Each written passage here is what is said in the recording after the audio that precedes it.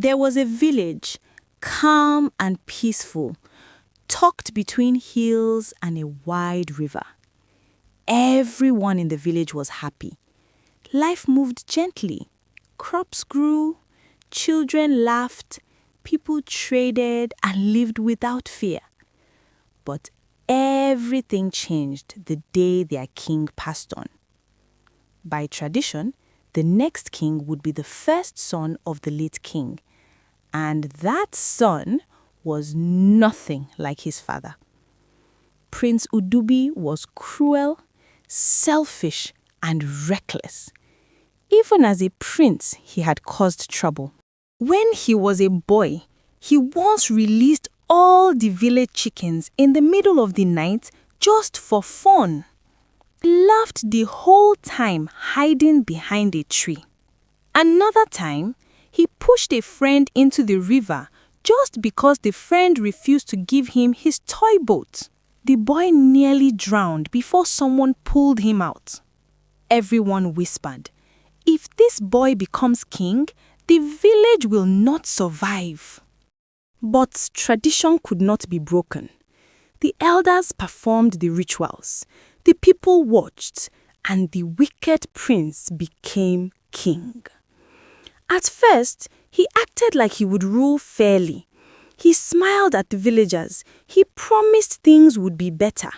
But it didn't take long for his true nature to appear. He forced the farmers to give him the best crops. Or will give me your finest harvest, or face the consequences. Took the children's toys for his own amusement. He had no regards for the old and would mock them whenever they moved slowly. He would also lock up anyone who dared to speak against him, even elders who had served his father faithfully. But all of these could not compare to his worst trait, which was his love for women. The king wanted only the most beautiful wives, and he did not care whose daughters they were. Soon he had 8 wives. Each competed for his attention, but still nothing could satisfy his desire. One day, King Udubi grew restless. "There are no more women left in my village, beautiful enough for me," he said. "I must find a wife in the next village." He rode towards the neighboring village, imagining the finest women waiting for him. Along the way, he saw a woman walking by the road. She was breathtaking to him.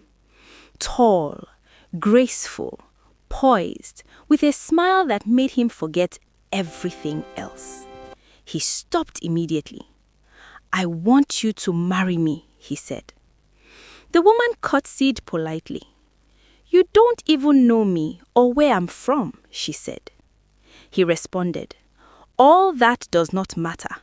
You are beautiful, and I am a king who can get what he wants, so you shall be my wife." She spoke calmly. "That is okay, but there is a rule in my land. If a husband ever leaves me, he will be cursed with leprosy and can never live among other people again. Do you swear never to leave me?" "I'll marry you, but it is a taboo to leave me." I understand. I promise I'll never leave you. The king, blinded by desire, laughed. "Ha ha ha! No problem. I will never leave you." She smiled, agreeing to go with him, and they rode back to his village. The villagers gathered, curious to see the woman who had captured the king's heart. When she stepped down from the horse, the crowd gasped. To the villagers, she was the ugliest woman they had ever seen. Crooked teeth, wild hair, faded clothes, and a face no one could forget. The villagers laughed, pointed, and whispered, "How could the king choose this woman? After all his arrogance, this is who he brings?" But the king saw none of it. To him, she was divine. He led her to the palace proudly, completely oblivious to the ridicule.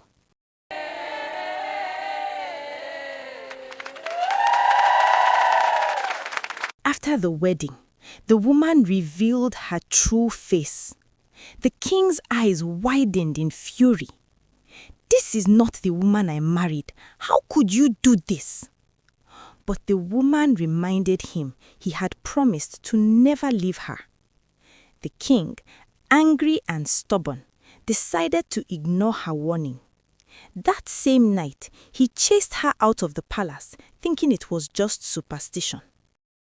As soon as she left the palace, he felt his skin change. His body was afflicted. He had been infected with leprosy.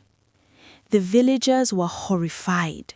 They knew no one with leprosy could live among others. The king had no choice.